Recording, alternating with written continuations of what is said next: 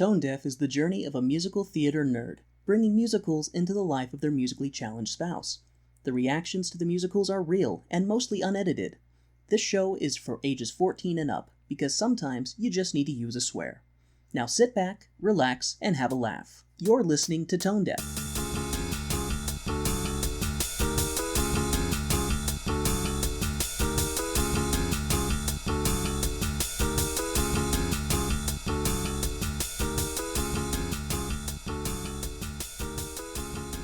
Welcome to Tone Deaf, a theater nerd's guide for their musically challenged spouse.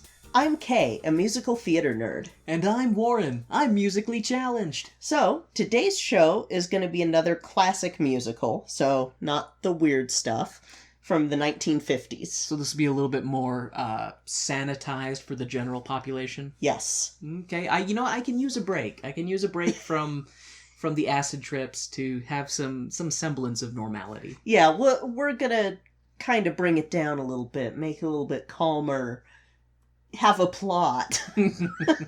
I'm a fan of plot. Okay, so what is the show we're doing this week? So today's show is a musical, of course, based on a play that was named after a Greek myth that it has nothing to do with, but I'm a nerd, so there.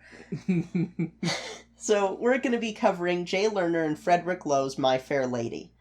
This is going to be our first adventure through Lerner and Lowe's shows. That is almost alliteration that I'm fond of. Lerner and Lowe's shows. And it rhymes. It's awesome. What other stuff has Lerner and Lowe done that you can think of off the top of your head?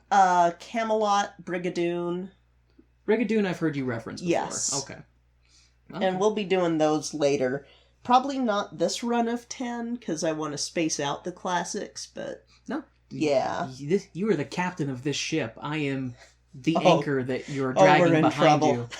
you. So, My Fair Lady is based on George Bernard Shaw's play Pygmalion. Pygmalion? Yes.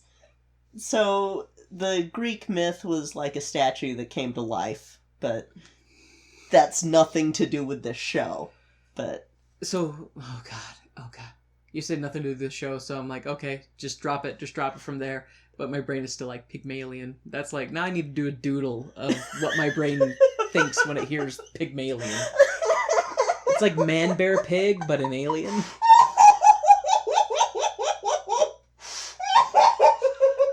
Pygmalion. I'm picturing, like, the stereotypical little green men or gray men with the big eyes, but, like, a pig nose. Maybe a little bit more xenomorphy with, like, the spines and the tail. The Pygmalion. Oh, that needs to be on a t-shirt. That's it. When we're super popular and we're merchandising, we're gonna make a Pygmalion t-shirt. Oh my god. We're not even 5 minutes in and I'm already dead. Whew, okay. Oh, all right. I'm sorry. It's all right. Please continue, Kay, with the story of Pygmalion. Or I guess not referencing Pygmalion. So, My Fair Lady held the record for the longest running show when it first came out. Okay, I was going to say, I feel like you say that with every show we do. This was the longest running show, and then... Yeah, but no one has been beaten by the Fantastics yet, so... Okay. So, get on it. Get on it. So, its origins began when the rights to the play, Pygmalion, were acquired by film producer Gabriel Pascal. Several people tried their hand at adapting the show for him, but no one could do it. Even Rodgers and Hammerstein tried, and just couldn't do it, because this show was kind of a rebel in its time for musical theater. So at this time, shows were kind of expected to have large ensemble casts, and to also have a love story. When you say large ensemble, that means like people in the background dancing other than the main cast, right? Okay. Yes. Hey, I knew something. That's awesome. And so with this show, yeah, you're doing good. You're retaining a lot. This is a fluke. We'll continue, and then you'll immediately backtrack on what you just said. Or I'll be like, yeah, go Warren, yay! Let's be positive. Like, I knew my mother was wrong when I married you. Just kidding. I love you, mother-in-law. Oh my god. So, like I said, this show didn't have a love story, which was rare for shows like this. In fact, like, it was taboo to not have a love story in a big ensemble in these shows. And My Fair Lady didn't have anything that they could shoehorn in for that at the time. Okay. Does the version we're going to watch have a love story? Okay, so not really. It's not. Okay, I was just curious if that ended up changing for They the did audience. make some changes to the show, but you know, it's one of those things that kind of like with Hair, where the conventions of like plot were were considered to be necessary for a show, and honestly, it still kind of is. Like for at this time, you needed to have a love story, and it needed to be flowery, and it needed to be like Brigadoon has a love story, and that's Lerner and Lowe's show. But this, Yeah. kinda Okay. ish. There's two people who get closer but aren't necessarily in love. Yeah, kind of. Like, It's like, I'm fond of you. I'm fond of you too. yeah, I don't want to give anything away, but Okay, yeah. And so at the time, no one thought that this could really be done with a show like this. And Lerner and Lowe actually shelved their version for a while, and then they split up, worked on some other projects, and then Pascal died. And they decided, hey, let's pick this up again. And then MGM went, hey, now the rights are up for grabs, we want it. And you can't have it. Race to get the rights. Oh, and really? so Lerner and Lowe went, okay, well, fine. We're going to write the show and cast the show and hire technical directors and all this stuff. And you ain't going to be able to do nothing about it because we're going to have this completed show in 5 months. And they had a completed show in 5 months. And the bank that owned the rights to the show went, here you go. So was the whole thing they only had 5 months before the rights expired? And so... they were just basically racing MGM.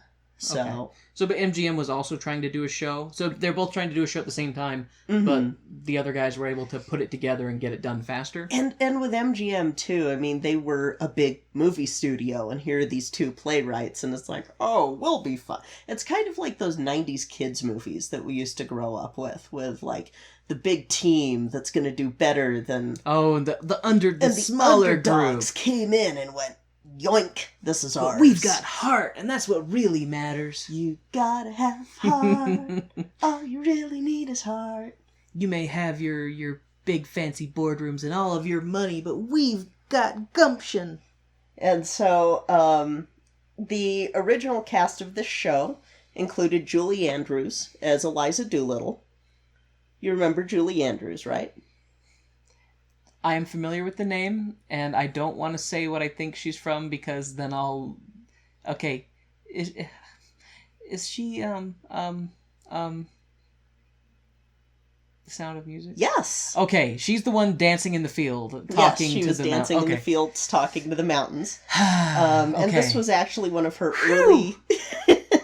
This is one of her early and most famous roles, and we'll kind of get into some fun stuff about that later. And then Rex Harrison was Henry Higgins. What's the name? Rex Henderson? Rex Harrison. We're going to see him again with Camelot, I believe. So we haven't seen him in anything yet? Okay. Not yet. But he was pretty big at the time for Broadway. The show had a pre-Broadway performance at the Schubert Theater and then at the Erlanger Theater.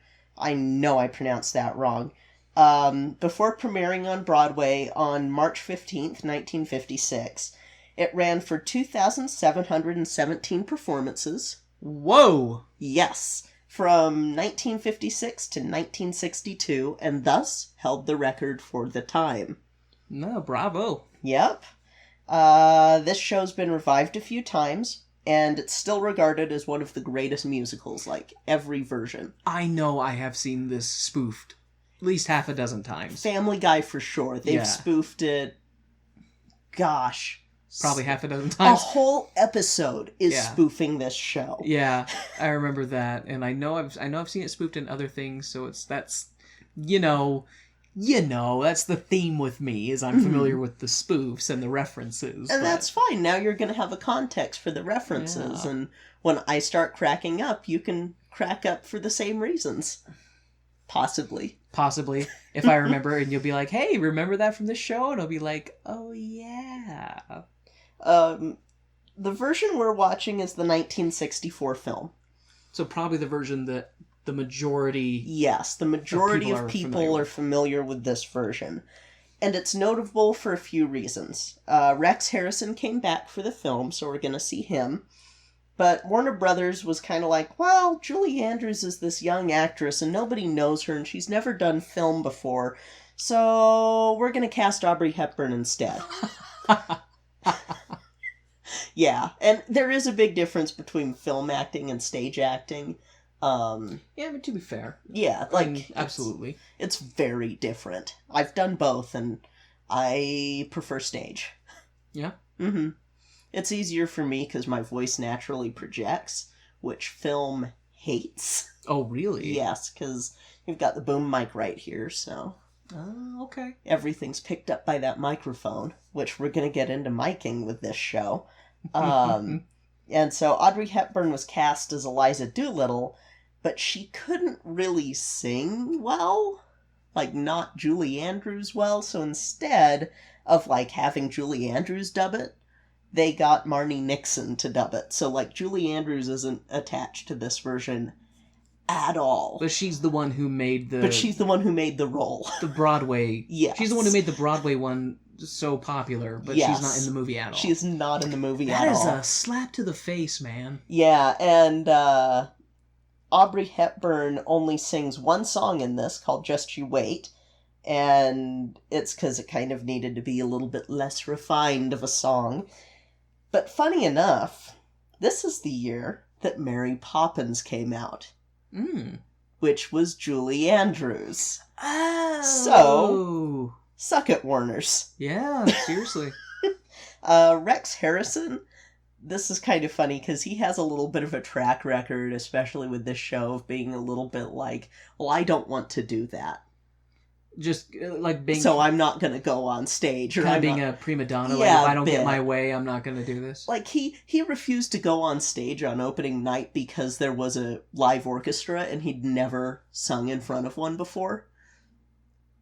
Okay. He was get these interlopers out of here. I thought you were a professional. Yeah. Did you just go out there and sing? Yeah. It's one of those things that when I was researching for this one, I was just like, Rex, what you doing, bud? What you doing? Man. Why, man? The thing that makes me laugh is with people like that, as soon as they can get someone who can do it at least as well as you, or maybe even not necessarily as well as you, but they're easier to deal with. I will say, I can't see anyone else in this role. Well. Especially because of the prima donnaism, I'm like, oh, you weren't acting. I mean, he probably was. That was mean. But yeah, his prima donnaism, however, came up in this show because he refused to have his lines pre-recorded, which was a standard practice at the time. So you would pre-record what you were going to sing, and then they would play it, and you would lip sync over it while you were acting it out. And this is for film, right? This is for film. Okay. And he was like, I'm not doing that. No. And so this led to a bit of movie magic. Sound pioneer George Groves hooked him up with a wireless mic. This is the first time it's used in film. Wow. Yeah. All because of a prima donna. So really, advances in technology are being made because of a little bitch.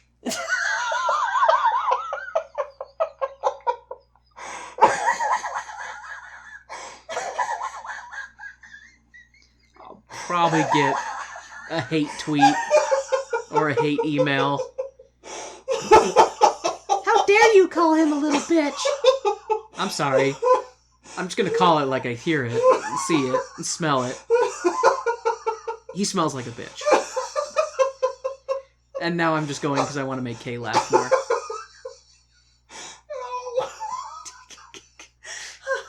Are you okay? My abs. So,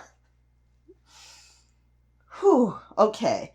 Another character in this film named Freddie, who is where the about the love interest sort of thing comes from.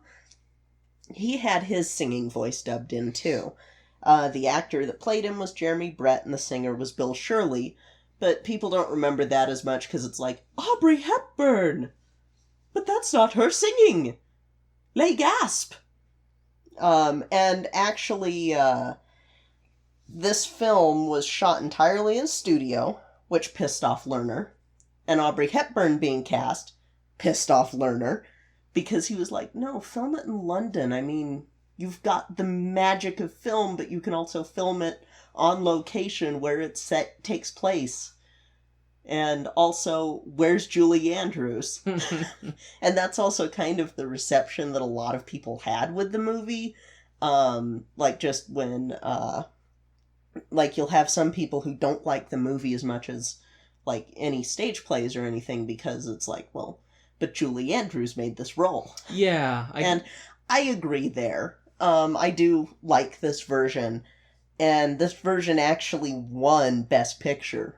Oh, really? Yes. It won 8 Academy Awards. See, what sucks about that is that the original creators, and like the people who made it popular initially, and then like Julie Andrews isn't in it, and then it goes on to get 8 Academy Awards without her, and it's like, and it almost makes like the studio heads be like, see, we know what we're doing. She still got Best Actress that year, though, for Mary Poppins. Yeah. So, you know, still, suck it, Warners. Yeah. That's not the title of the episode, by the way. Not yet. No. If we say it enough. No. Little bit of pulling back the curtain for you guys to see backstage. Most of these episode titles are lines that are either said by Warren or myself, or something referenced. I'm still upset that we didn't do the Runyons for Guys and Dolls, but, you know. It's a little too obscure. Yeah, that's... But again, suck it, Warners. Oh my god. Warner Brothers, we don't hate you. Please don't come after us. Oh, it's true, we don't. This is past... It's like anybody at Warner Brothers now is not responsible for what had happened. No, We're dragging on the dumbasses who were in charge before the smart people now. Yes. Yeah. The very smart people. The very good smart people. The very smart, attractive people who have good brains that do good thoughts. Yes. So. Continuing. Now that you're briefed a little bit, and I'm going to need this, we're going to take a brief intermission, and then you're going to find out why the English can't learn to speak. What? You'll get it in a minute. Oh, okay.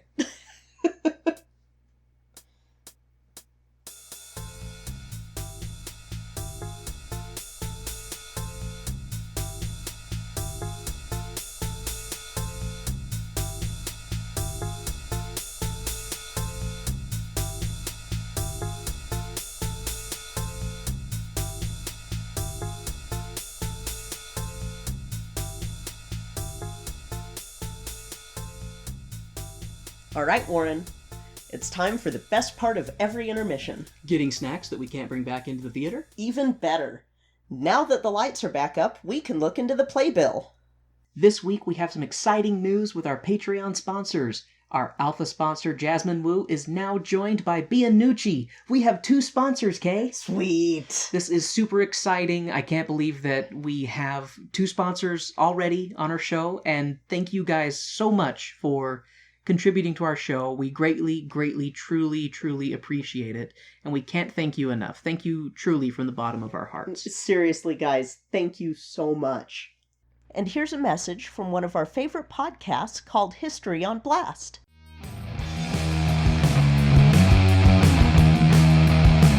Hello, Hello, and welcome to History on Blast. I'm Hillary, and I'll be your host as we call out history. Every other week, we'll be putting a different person, place, time, or event on blast for the shit that they pulled. This ain't your grandpa's history podcast, so if this sounds like your cup of harbor tea, be sure to subscribe on your favorite podcast catcher.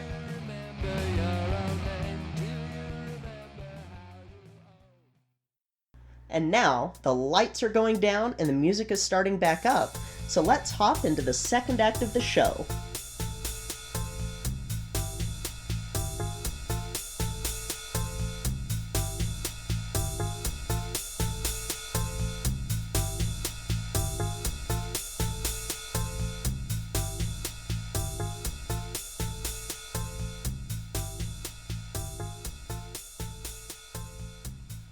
Alright, Warren, so what'd you think? We're getting up in the morning. It's 10:30 right now. We've got to record our podcast now. That song, that musical was 3 hours long. Yep. Yeah. Wow. It was funny. We were getting ready to watch it, and I was like, wow, 2 hours and 53 minutes. Mm-hmm. I'm impressed. Yep. I do kind of feel like they probably could have cut out 53 minutes, and it probably would have been a little better pace. Yeah, I agree. There was some stretched out stuff in the middle there that I don't think was necessary. One thing I will say, this absolutely, maybe more than any other musical we've seen besides a sung-through musical, had like the most songs. Yeah.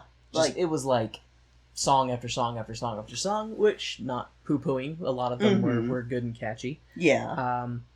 But I'm gonna be a little critical of this. Oh, that's of this fine. Show, because I was a little annoyed with the movie. There were some things that I found really annoying, and because it opens with flowers. Bitches love flowers. Initially, I was gonna say, fair ladies love flowers, but I thought that line was funnier. Oh my god. The entire opening thing is just on the flowers, and I got later it's because she's a flower girl. But, you know, other movies would have had an opening credits that would have been more than just a monothematic imagery. Because, like, in the opening scene, they're in the market, and that could have been the opening credits. Like, people walking around, you could have had the tune, you could have shown, you know, the flower girls, you could have even shown Eliza. Yeah. And you still would have had, like, at least an engaging... I think it might have also been due to the time that it came out, because I know some older movies, they have very boring intro credits. Yeah, and I mean, so, and I had meant to say this earlier, because we have done a Lerner and Lowe show. It's just that it's only for Patreon viewers, and it was one you showed me. Oh. Paint Your Wagon is also Lerner and Lowe. Okay. And, which I apologize, so, I didn't say his full name. It was Alan Jay Lerner. I just called him Jay Lerner. Sorry about that. Sorry, Al. But, yeah, the opening credits to Paint Your Wagon were definitely more engaging than these, because at least they had, like, not painted wagons, wow. It's 10:30. We go to bed at, like, 8 normally. Yeah, we're boring. We get up early. But yeah, the opening credits, that should have been assigned to me, because it's been a while since I've seen My Fair Lady, and so each time a scene was dragging on, I was going, I've blocked this out. And my brain has just remembered the important bits and cut out the fluff. You know, and that's... Because the thing is, it's a good show. Like, it is good. It's good. Like, I'm gonna make fun of some things, but it was good, and I did enjoy it. I did like it. I'm very, very, so grateful we were able to watch this with subtitles. Yeah. Because the opening dialogue... There's a whole lot of this and that and all this right now, all that. I had no idea what the funky monkey anyone was saying, you know? And it was, if we didn't have subtitles, even with subtitles, I was, like, struggling to keep up with what some of these savages were saying. Oh. It wasn't English. They weren't speaking English. But, because the whole thing really opens up with Eliza trying to sell her flowers. And people are, I don't know if they were coming out of the theater or they were coming out of somewhere. Yeah. Rich people were coming out of somewhere, and they were forced to mingle with common folk, as is the case. And was it Freddie? Freddie Yes. bumps into Eliza and knocks her over, and there's a big huff-huff about it, and she's going on about it, ranting and raving, just how people can't treat her like this. She's not just something to be walked all over, and this guy comes up to Eliza and says, oh, there's a guy over there who's taking down every word you're saying. So she starts to freak out. She thinks that he's a cop or something. Something bad's going to happen. Like I said, even with subtitles, I was not sure what the hell she was saying some of the time. Yeah. And it turns out to be worse than a cop who's going to arrest her and throw her in jail. It turns out to be a douchebag language professor, or a phonetics professor, Professor Higgins. And his initial song, kind of his intro theme, was very entertaining. Just criticizing people on how they pronounce English words and stuff like that, and it made me laugh because he has a thing he's talking. It's the language of Shakespeare, Milton, the Bible. It's like, not that last one. Yeah, no. You might read it in English, but it's the Middle East, right? Yeah, it was not written in English originally. It reminds me of, that line specifically reminds me of A Knight's Tale. Have you ever seen that movie? No. So there's a great line in it where these Englishmen and these Frenchmen are arguing about which knight will win in this competition. So they end up betting, all the money that they've saved up so far. And at one point, the French guys are ridiculing the English, and they're like, oh, French wine is too sweet for English bellies. And they're like, oh, the Pope is French, and stuff. And one of the English guys goes, the Pope may be French, but Jesus was English. Oh, God. And that's kind of what that reminded me of. Jeez. But, and then Eliza shows up, because first Higgins says, he boasts in front of all these people, oh, I could turn her into a lady in 6 months. I could have her at a ball wooing everybody, and because that's how great I am. And Eliza, after getting some money pilfered by her dad, is kind of like, hey, you know what? I'm going to take him up on that offer. So she goes and tracks him down, puts on her best Sunday clothes, is kind of what it seemed like. Tries to look as much like a lady as possible, and he ends up... more or less deciding to take her on as his project because she's so delightfully low. Oh, gosh. So delightfully low. She's just a dirt-covered pebble, and I might be able to brush some of that dirt off, and maybe I'll find a diamond underneath. And he has the line of she should be hung by the neck for her murder of the English language. Oh, yeah, that was when they were still in the street, I think. Oh, what? Yeah. Okay. But it was... Yeah, that just blew me away. He's like, kill her because I don't like the way she talks. I was like, ooh, geez, okay. But, and then, Higgins meets, Pinkerton? Pickering. Pickering? Yes. Pickering. Sorry. Higgins meets Pickering, and it turns out that, Pickering had come from India to meet Higgins. Higgins was going to leave London to go to India to meet Pickering. And I was like, oh, look at this. What a small world. 2 dicks meet in London to touch each other. These guys are a little gay for each other. I mean, nothing wrong, but they're a little gay for each other. And then after they leave, because they're having their bromance, oh, where are you staying? Oh, come stay with me. And da-da-da-da-da. Eliza goes off, and because after she kind of throws a fit about him, I can't remember what it was he said or did to her, but then he's dropping a handful of coins in her bag. Yeah. So she ended up getting a pretty good night's pay for her flowers that got spilled all over the road. And then she ends up kind of having her I Want song, as a Disney princess.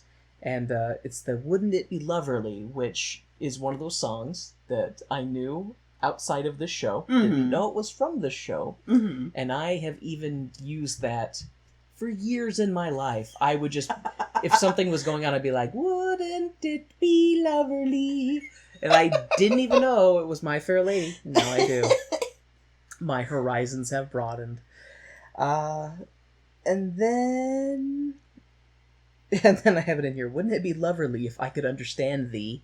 Because until she starts speaking, I guess I did kind of get used to her way of talking. Thank you, subtitles. And I kind of became desensitized to it. And then after seeing Eliza's piece of crap father, we're treated to an unexplained break in the time-space continuum in the form of people freezing in the street as they walk, because reasons. Because theater. Because it's nothing. Like, I could get if it was something artistic, like everybody else is frozen, but the main character's, like, walking, maybe to, I don't know, symbolism. But it was just, let's just freeze for no reason, and I don't know why. It made my brain unhappy. But... And then, that was when I was like, oh, I get it now. We're subjected to flowers in the beginning because she's a flower girl. Clever. It's like, I would have thrown her out, but she sounds so terrible. I thought you might want to record her horrible screeching. There we go. Yeah, That's when she shows up. Mm-hmm. That's when she shows up to Higgins' house to ask him to teach her how to be a lady and speak like a lady, so she can get a job in a flower mate's shop. Because she don't want to sell flowers on the street no more. Which I don't blame her. Sounds like a rough gig. Yeah. And then these guys are such raging ass clowns. Like, she doesn't have feelings. Feelings are for people, not this gutter snipe. Mm-hmm. And just even though Pickering gets better later on, he is better even in the beginning. Kind of like, oh, you can't keep doing this. Like, you can't keep talking to this girl like that. He still was kind of guilty of being a dick towards this lower human being.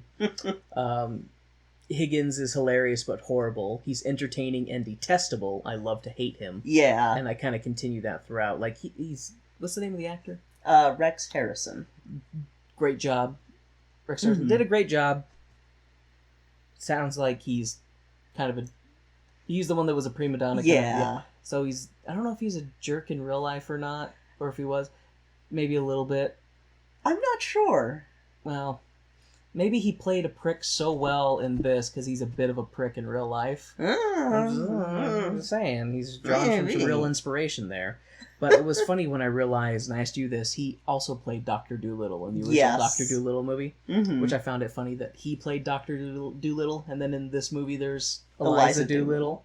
It just kind of tickled my brain a little bit. And then Eliza gets taken upstairs to get cleaned up after Higgins has agreed to take her on for 6 months, and she fights when the maids are trying to get her to take off her clothes and take a bath. Like, I have never seen anyone fight this hard to not get a bath since the time I tried to wash my childhood cat. You tried to wash your childhood cat? Which one?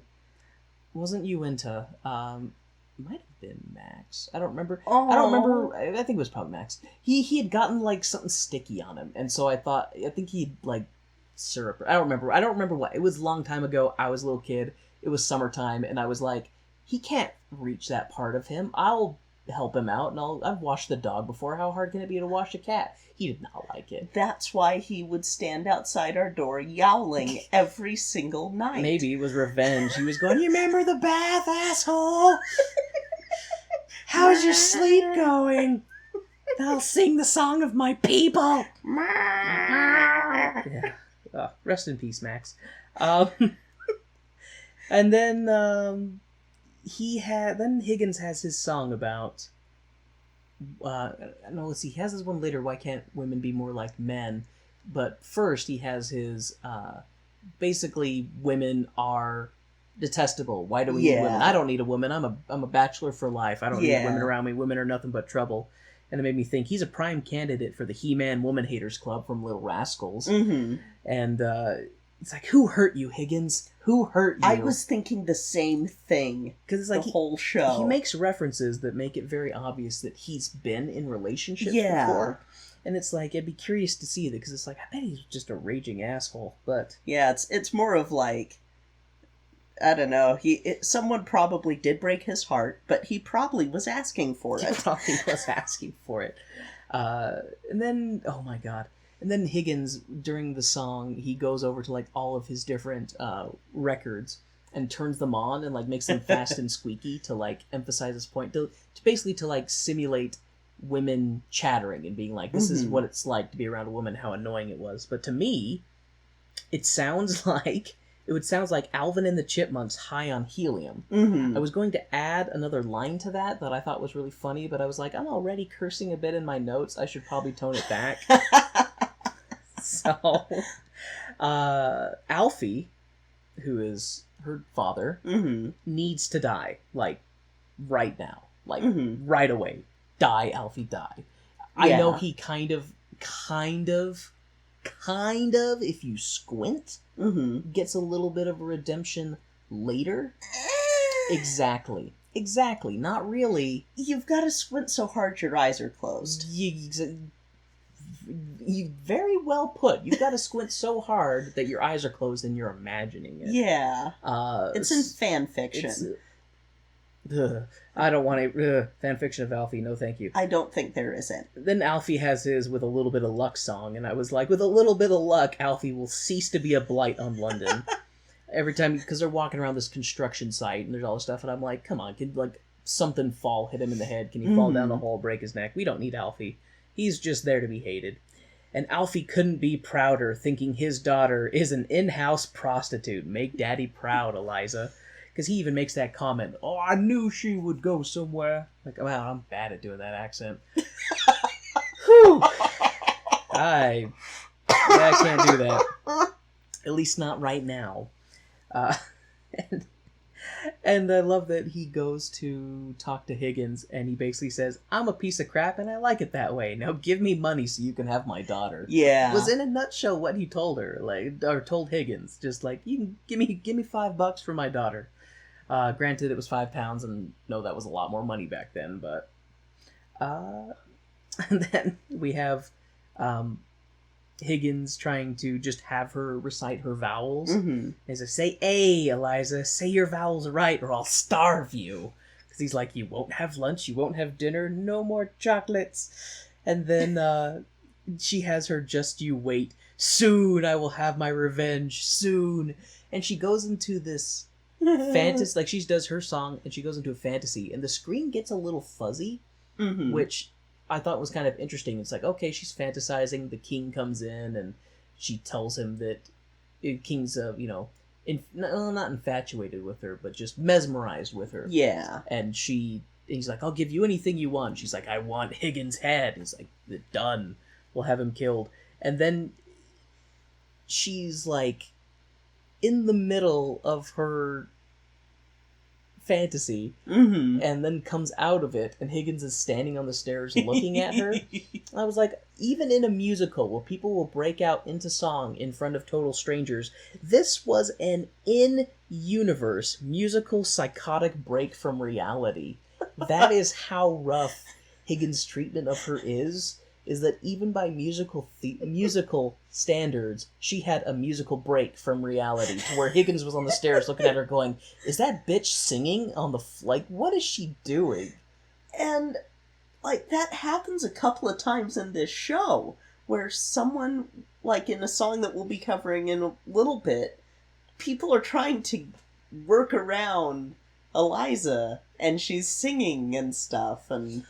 True. Yeah. True, so, like, but they were more like just going on about their day. They didn't seem to be... well, like trying to go about getting her to bed and stuff. All that. And... but that's the thing too, is they were singing with her when they were doing that. True. He was just standing, like, I just picture him standing on the stairs looking at this girl who's just singing and spinning around, talking about how he's gonna get his, and soon she'll have her revenge on him. But, and then it kind of jumps... little, I assume it's maybe weeks or something, or maybe a month in the future, and Higgins has been working night and day with her, and his staff is just doing this song singing about poor Professor Higgins, Professor Higgins. Yeah, poor Professor Dickface Higgins. Like, it's so rough to be a rich white guy in England trying to teach this poor woman, especially when he's just constantly belittling her. But and then he, let's see, I don't want to get too far away. Okay, so I think this is about, yeah, okay, this is about where she has her actual, like, awakening, and she starts speaking proper English, because he sits down with her, and he's like, you'll get this, I know you will. And for me, I think it was the first moment in the entire show that he's actually nice to her. Yeah. And is actually encouraging her.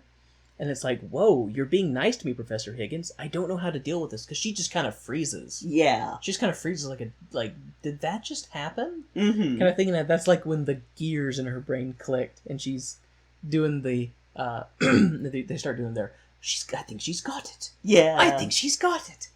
And I remember thinking to myself, horrible Higgins' head has happily been severed and sent to Spain to be buried in a plain, as his assery is making me insane. Is this rain outside? Because rain was in that.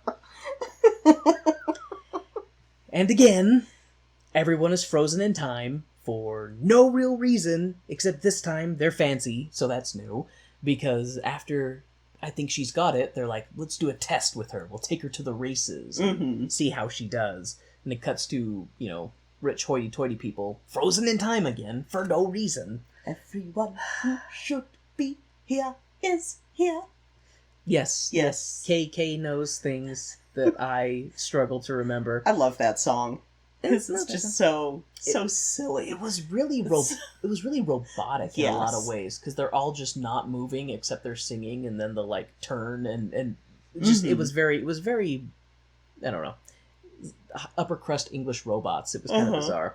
But then I have it. We're English upper crust. We're so excited, but we can't express it because that would be proper. Mm-hmm. And Higgins, shows up and he finds his mother there. And she's like, "Oh God, what are you doing here?" Yes. Kind of thing. And that was great to see his mom. His own mother's like, "Oh, my son is an asshole." And she's like, "You're not dressed for Ascot." Was it Ascot? Yep. "You're not dressed for Ascot." He's like, "Oh, I washed my shirt," kind of thing. And he gives her the 411. "Hey, I found this common girl. I have a bet to prove that I can turn her into a lady. I'm gonna have you. She's gonna test you. She's been told to stick to just weather and health. How's your health?" kind of thing. And it made me laugh because you get to see Higgins' interaction with the other upper crusts of English society. And I kind of felt like, okay, well, it's nice to know that he's an asshole to everyone, even the upper crust and not just the bottom crust. It's like, okay, he's an equal opportunity asshole. I can appreciate that at least. And then she has, Eliza does a pretty decent job initially of kind of masquerading, I guess. People don't know right away, but then her vernacular starts to kind of slip and she starts using slang and stuff like that. And I did like how she just kind of went off the rails talking about her aunt who they think was murdered because poisoning with gin. Like, it was, I can't recall the whole thing, but that bit made me laugh quite a bit, like made me chuckle. And I thought it was funny, Freddie is just infatuated with her, kind of thing. She looked very pretty. She was very dolled up, and I like the hat.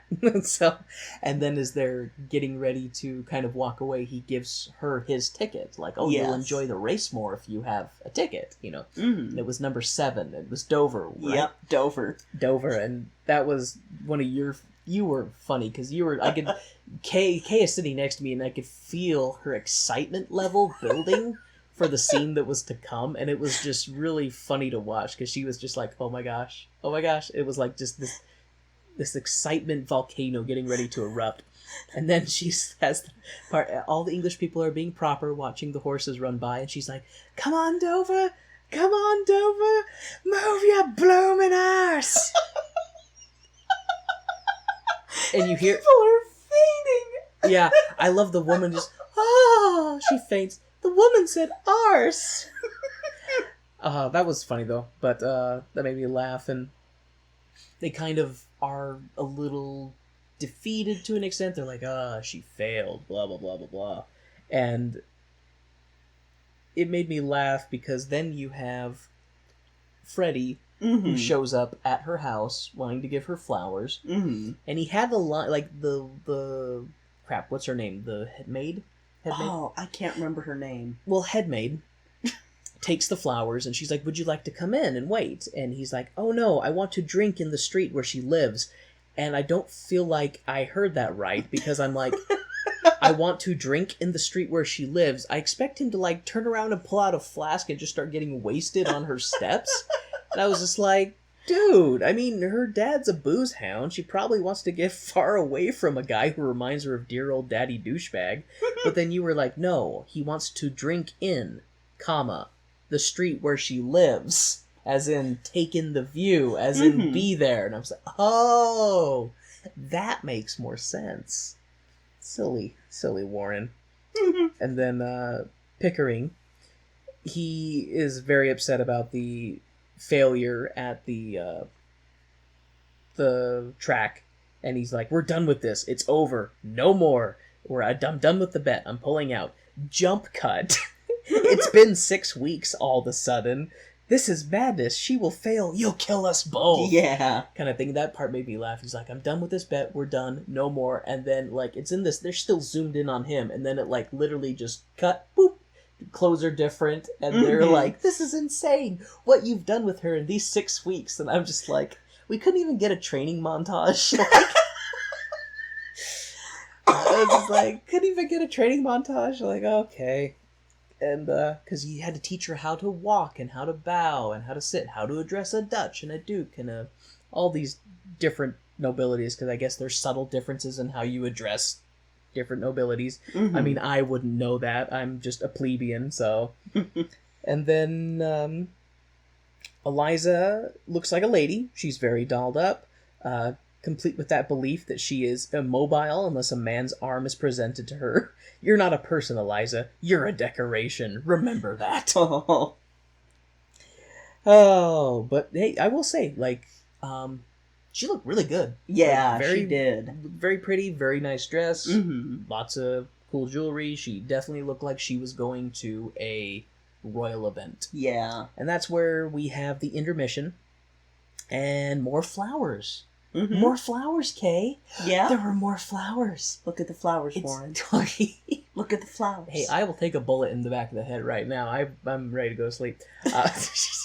Forever. No. And so they show up at the palace.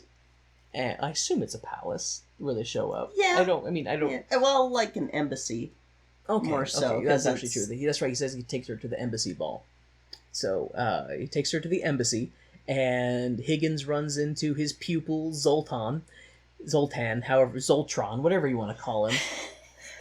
I wish I was big. Is that Zoltar? Yes. Yeah, Tom Hanks. Okay. And then he's like, I'm your pupil, Zoltan. Don't you remember? Your finest, your greatest... And he's like, I'm a surprise character designed to cause a sense of impending doom in the second half of the plot. But really, he's only in this one scene. Like, I thought he would be in it a little bit more. I'm not sad to not see him more, because he kind of comes and goes, and he fulfills his need. He's there to be a unknown element. Yep. Yeah, that's exactly what he's there to be. And everyone loves Eliza. They love her so much. Zoltan has been tasked with destroying her, finding out who she really is. And of course, Higgins and... I just popped my knuckle right next to the mic. So. Yeah, I saw the spike there. I'm gonna have to fix that.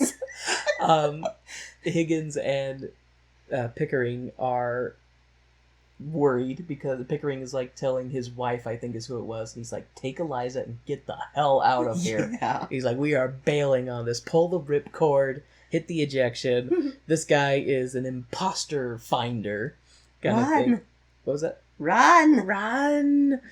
And it makes me laugh because, I don't know, just because you see the panic in their eyes, and as things go, it gets alleviated a bit. And then the vampire queen of Transylvania comes out, and she took a liking to Eliza. She sees her, and she's like, exquisite.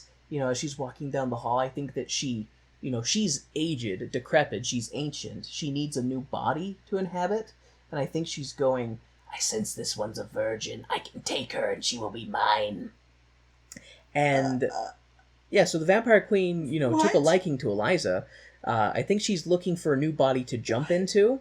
And she's like, here, dance with this man, so I can see how I'll look with the others when I inhabit your vessel. We're getting into Get Out territory, and I'm not comfortable with this.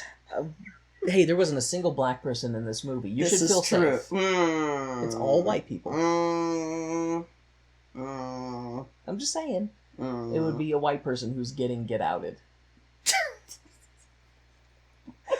But anyway, Jesus. after the vampire queen makes Eliza dance with a prince, who I guess was probably her grandson or something. I think she said it was her son. No, grandson. She was way too old. She gave birth to him when she was 100. That's the age disparity. I don't think she was that old, sweetheart. Well, makeup is a hell of a thing. Like, so she was around. So the diamonds she was wearing, she was around when those were plants. So she's that old. And then after Eliza dances with the prince of the vampire Transylvania Empire, gossip starts to spread fast in the royal clique, and Zoltan dances with her, and then he immediately goes and starts whispering to everybody.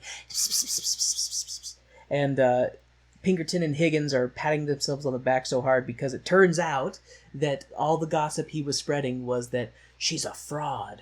And it turns out that he identified her as she's not really English, she's Hungarian. She's probably royalty. She's had English tutors. Her English is too good. God. And so, of course, Pinkerton and Higgins are just patting themselves on the back super, super hard and not giving any credit to Eliza, who was, the one with the sniper scopes on her, the one in the middle of it all. And and then everybody, like all of his servants, are just kissing his butt so hard. Congratulations, Professor Higgins. Let us pucker up a little bit more. Please bend over and give us better access to kiss your ass. That's really what it is. It's, oh, you're so brilliant. You're so great. That's all the stuff. I'm like, nobody is giving even a little bit of praise to Eliza. Not even, and you could see it on her in the back. She's just sitting there like a statue, just kind of like, yeah, I did nothing. I didn't do anything. It's all you. And I felt really bad for her that. And then, understandably so, after everybody leaves the room, she has a breakdown because no one seems to care about her. And Higgins comes back in looking for his fancy flip-flops, and she throws them at him. He and Eliza have a spat because rightfully so. Eliza's worried about what she'll do now. Like, the bet is over. So what's she going to do? Is she going to go back to selling flowers? She doesn't have any skills. She doesn't have any knowledge other than how to speak properly. Yeah. And I think so understandably she is very scared about her future. And, let's see. Oh, sorry. As well, Eliza's worried about what she'll do now. And then it cuts... Then after she has her altercation with Higgins, it then cuts to freaking creepy Freddy, who has been waiting outside the house every night for like weeks. Yeah. For like, because she failed at Ascot, and then it jumps to 6 weeks later at the ball. Yeah. Which means he's been waiting outside her house for 6 weeks. Yeah. Dude, you creepy creep. Like, yeah. It's like, stalk and thee shall receive, I guess, because, lesson, fellas, if you wait outside a woman's house long enough, eventually she'll notice you. And Eliza comes out after being, she decides to grab her stuff and flee, because she doesn't want to be there anymore. And she runs into Freddy, and Freddy is showering her with fancy words, how much he loves her, and how much, all these things, is kind of giving her poetry. And she's just mad at him. Words. I've heard all the words. I'm tired of hearing words. I want action. She's like, I want a man of action. I want a guy who's just going to grab me and kiss me and not just tell me he loves me. And they have their show me song before Eliza takes a cab to go back to where she belongs. And she goes back with Freddie to where, the story began, where she was selling flowers, back to the dirt and the grime that she was used to before. And Eliza has transformed so much that the dirty, grime-ridden filth she used to socialize with doesn't recognize her anymore.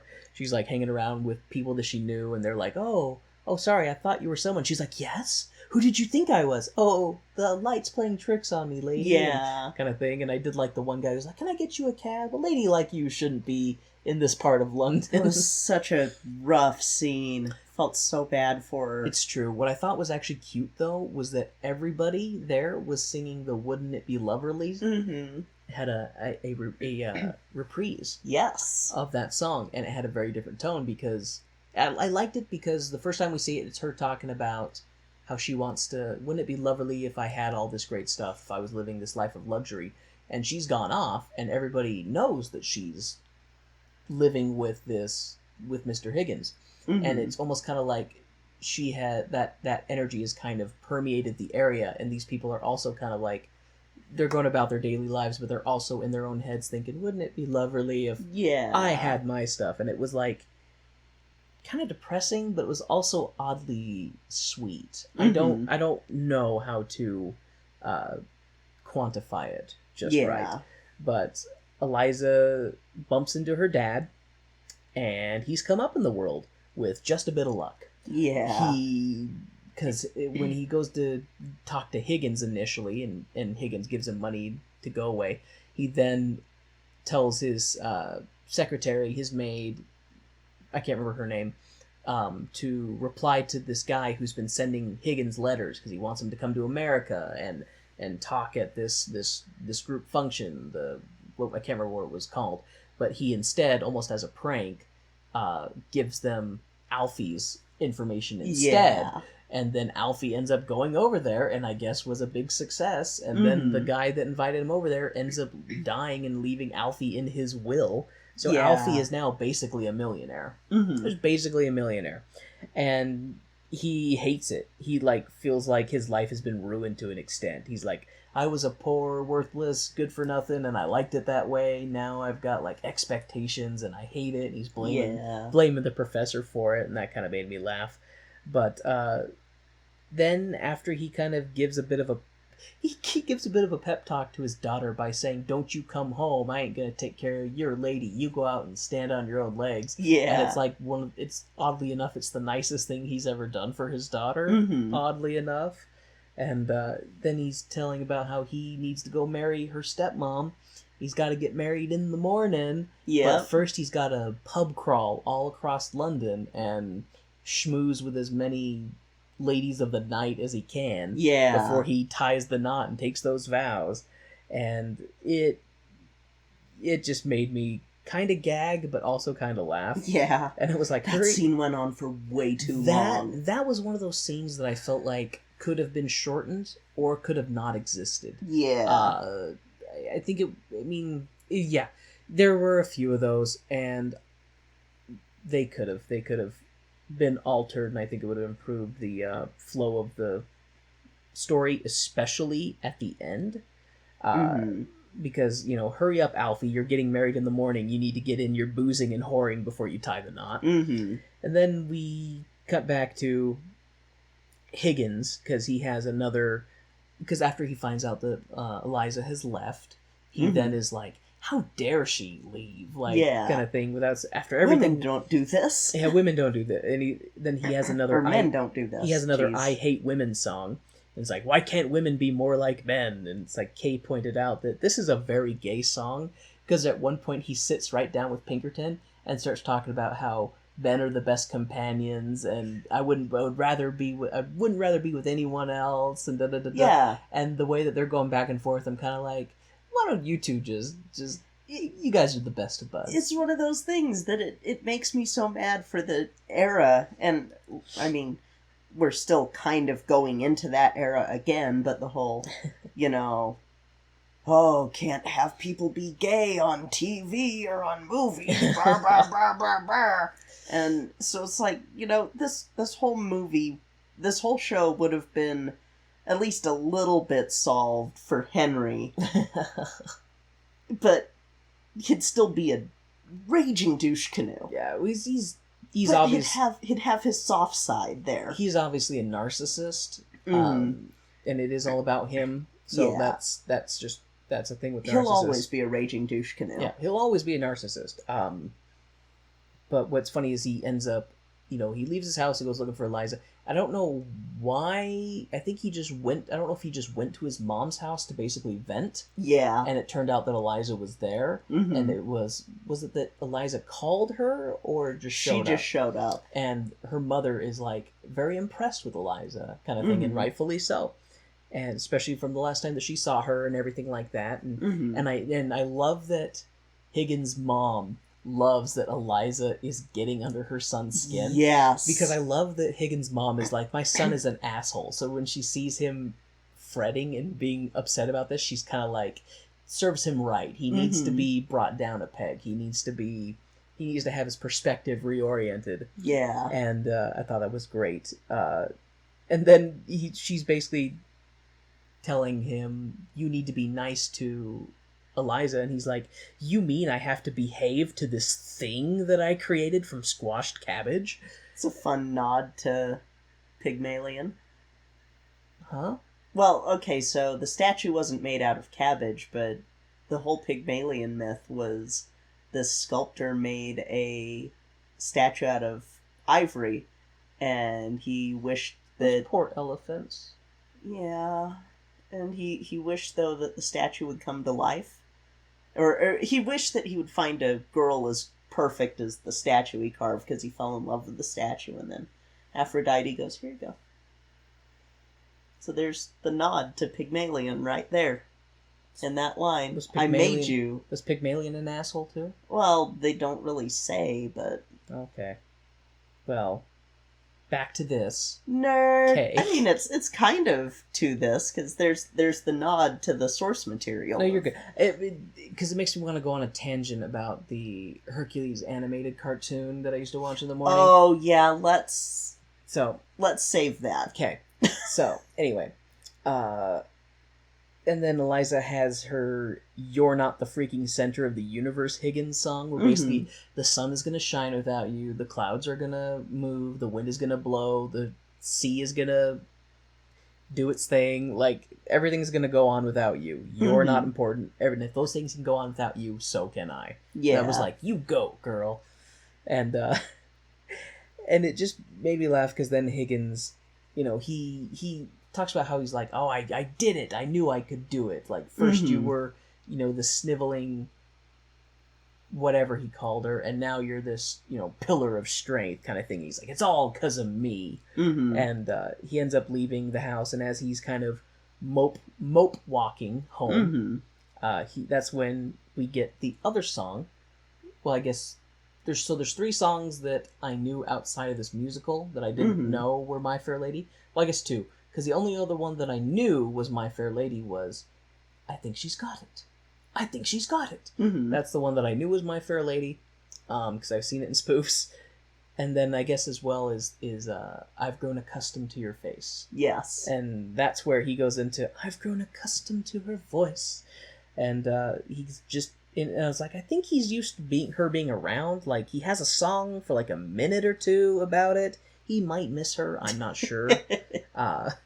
And so he goes home, and he has another song talking about, oh, well, her life is going to totally suck. She's going to marry that loser Freddie, and in a year she'll be crawling back to me, like, begging for me to take her back and to take care of her. And he's like, will I do it, or will I just throw out that baggage? And he's like, I'm never going to take her back.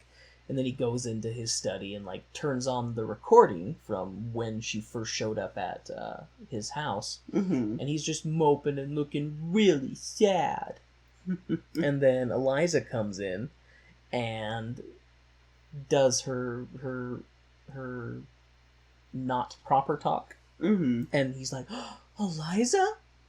And then immediately gets stoic and he's like, where are my slippers? And then, like, it's just kind of, it almost ends with just like a, haha, oh, you too. And I hate that ending. Me too. I hate that ending so much. There was so much stuff in the middle that could have been cut out or condensed so that you could have had a more satisfying ending. Mm-hmm. I don't know what they could have done for that ending. There's a bunch of different possibilities. Anything, honestly, would have been better than where they ended it. Yeah. I hated that ending. It was like, it's a stupid ending. It's like, really? That's where you end it? Like, okay, closure is a thing. You know, you dragged out the middle way too long, but you can't give us some closure in the end? Mm-hmm. So, biggest gripe about that entire show is the freaking ending. Yeah, the ending sucks. I felt like someone flicked a booger in my eye. That's how I feel about the ending of that. Because I was like, you know, can we get, you know, a post-credit scene or something? Like, just, I don't like that ending. Something that shows that both characters grew. Yeah, something. Like, something. Or at the very least, that, because, I mean, Eliza did a ton of growing in this movie and musical, and I want to see that Henry Higgins grew enough for Eliza to come back. Otherwise, I would have loved for him, when he says that, for her to pick up the shoe and start beating him to death with it. No kidding. See, because Eliza grew a lot. Yeah. Eliza grew immensely. Higgins almost grew, and then he realized that he was growing. Like, it's like if the Grinch realized his heart was growing 3 sizes, and then he like grabbed his chest and crushed his heart back down to normal size. Yeah. That's kind of what Higgins did. Yeah. Because he's like, oh, I can't show emotion to this. I can't be like, oh, I'm glad you're back, or I'm sorry I was an asshole. Like, he can't. That's part of the narcissism of his character. Mm-hmm. And it was just one of those things. I was like, if I was her, it's like, where are my slippers? I'd be like, bye. Yeah. Like that would have been a much better ending of him saying that and she just turns around and leaves. Then I've been like, bravo, lady. Yeah. But yeah, that but it was the 50s and we can't do that, so. The ending, I liked the show overall. Mm-hmm. I did very much like the show. But I do kind of feel like the ending spoiled it just a bit. Yeah. Just a bit. No, the ending does. It leaves a bad taste in your mouth. So imagine that you're eating like a bowl of ice cream, and you get down to that very last bit, and you find a fly in your ice cream. Ew. It'd have been like, I've been eating this ice cream, not knowing that there was that fly at the bottom.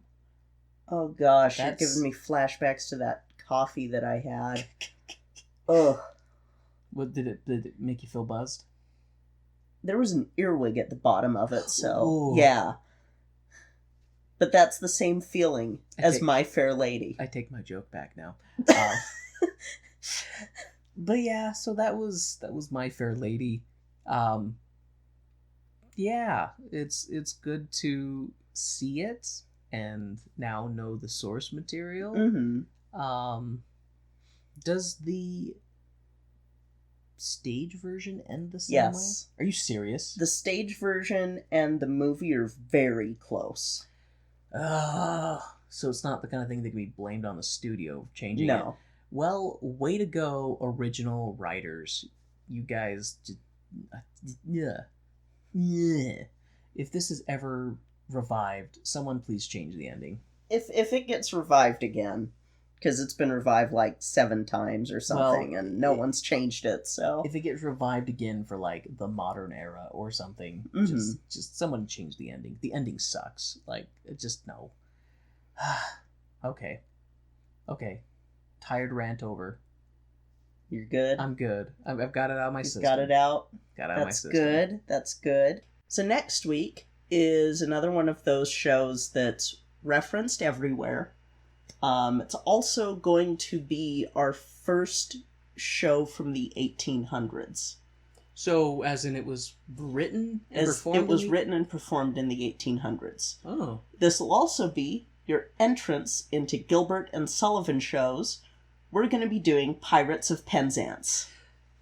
So, that's not the one that's... I am the very moment... Yes. It is that one. It is that one. Oh, okay. So, cool. Yep. Awesome. Yeah, and I figure this will be a good one to ease you into their shows. You say that with this look in your eye, like they're incredibly racist, and you're not gonna. And then the deep breath just confirms it. So because it was done in the 1800s, I'm sure it's just misogyny and racism galore. This one's just misogyny, so. Well, good. Okay, it's just misogyny. But yeah, so first Gilbert and Sullivan show. Yay! Alright, so thank you guys so much for listening. I hope that you enjoyed this episode. Again, our opinions on a show aren't necessarily reflective on the show itself. But they are right. So I hope you share them, so that you too can be right. They are right for us, but not necessarily right for others. Fair point, Kay, to give a counterbalance.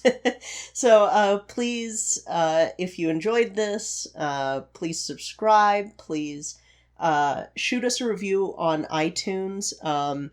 Reviews kind of weigh heavily on there, so this isn't because we want everyone to say, oh, you're great, but 5-star reviews honestly do weigh heavier. Yeah, please, if you can find it within you, even if you disagree with us, please give us a 5-star. Just help us bump up in the charts and reach more people so that we can hopefully make more people laugh. Because that's really why we're doing this. We're doing it because we enjoy doing it together, and we enjoy doing it for you nice folks out there, and we hope that we make you laugh as much as we make ourselves laugh. Yeah, and you can even just put in, this episode was My Fair Lady, and that's fine. That's fine. It's not for egos. We have non-existent egos. Yeah, we honestly don't have an ego at all. We just want people to enjoy it. We want people to see it, and it's it's nice to see more downloads, more views. It gives us that extra oomph to record stuff after a long week. Yes. And also, we do have a Facebook that is Tone Deaf Musical. We also have our Twitter, Tone Deaf Musical. Tone Deaf Musical. There's a theme you'll see. Yeah, and then we also have a Gmail that if you have suggestions or anything like that, you can send us an email. It'll be tonedeafmusical@gmail.com. Please. Yeah, if people have questions, please send it to us, and we can do maybe a Q&A or something. Yeah, that would be totally great. Would love to do that. Would love to interact with listeners more. It would be really great. And for our $10 patrons, there is something coming up. We'll talk about it more in future episodes towards the end of the episodes. But yeah, there's some more stuff coming. Woo! All right, well, that's it for this week. I'm Kay. I'm Warren. And this has been Tone Deaf.